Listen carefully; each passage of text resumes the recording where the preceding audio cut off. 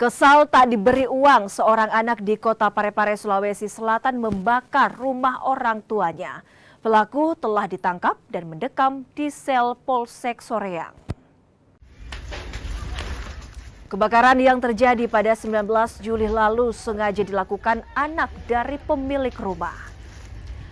Pria 27 tahun itu kesal lantaran tak diberi uang oleh orang tuanya untuk menjenguk anaknya yang sakit di kota Palopo, Sulawesi Selatan.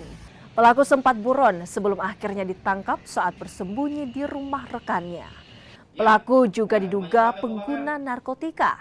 Atas perbuatannya pelaku terancam hukuman 12 tahun penjara. Awalnya korban meminta uang dengan alasan untuk kembali menemui anak istrinya di Palu. Namun orang tuanya tidak mengindahkan keinginan dari anak tersebut. 2 hari kemudian kembali lagi meminta uang kepada orang tuanya, namun tidak diadakan.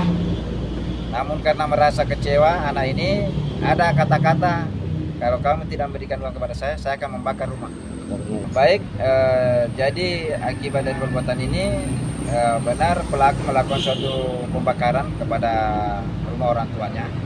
Namun pasal yang dikenakan yaitu pasal 187 KUHP, barang siapa yang dengan sengaja melakukan pembakaran dengan ancaman 12 tahun penjara.